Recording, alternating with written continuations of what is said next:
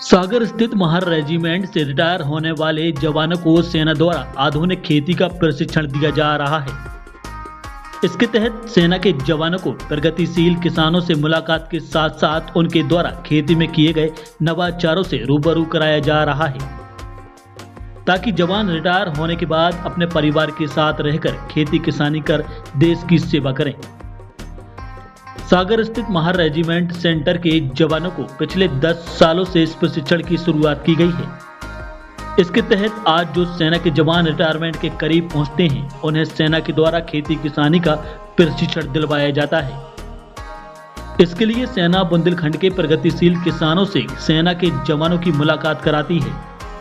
प्रगतिशील किसान सेना के जवानों को आधुनिक और प्राकृतिक खेती का प्रशिक्षण देने के साथ साथ खेती किसानी के लिए सरकार द्वारा संचालित खेती किसानी की योजनाओं की जानकारी के साथ साथ कैसे खेती से ज्यादा कमाई की जा सकती है, कैसे अनाज की खेती के अलावा उद्यान की फसलों से 12 महीने कमाई कर सकते हैं।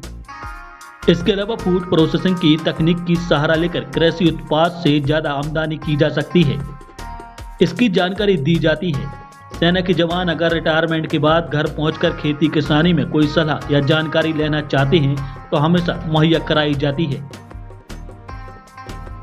सेना के जवानों को प्रशिक्षण देने के लिए सागर के प्रगतिशील युवा किसान आकाश चौरसिया की मदद ली जा रही है। आकाश चौरसिया बताते हैं कि 2014 में ये सिलसिला शुरू हुआ था।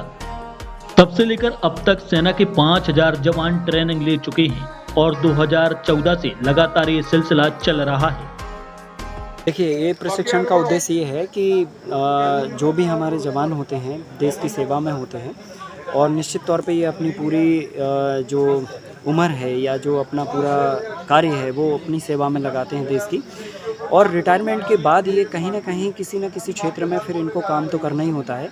तो एक इनिशिएटिव है ये कि कैसे जो है ना रिटायरमेंट के बाद खेती में आए ये लोग, और जैसे बॉर्डर पे रह के देश की सुरक्षा की, अब खेतों में काम करके मिट्टी की सुरक्षा करें। इस उद्देश्य को लेकर जो है ना ये हर महीने जो है ना आर्मी की यहाँ पर विजिट होती है और बहुत सारे नौजवान जो है ना यहाँ पर आते हैं जो रिटायरमेंट होने वाले हैं, पेंशनर हैं, उनके लिए हम यहाँ पर प्रशिक्षण देते हैं ताकि वो रिटायरमेंट होके खेती को अपनाएं और प्राकृतिक खेती करके एक आदर्श मॉडल अपने क्षेत्र में बनाएं, ताकि और भी किसान मोटिवेट हों इससे और प्रेरित करके खेती करें।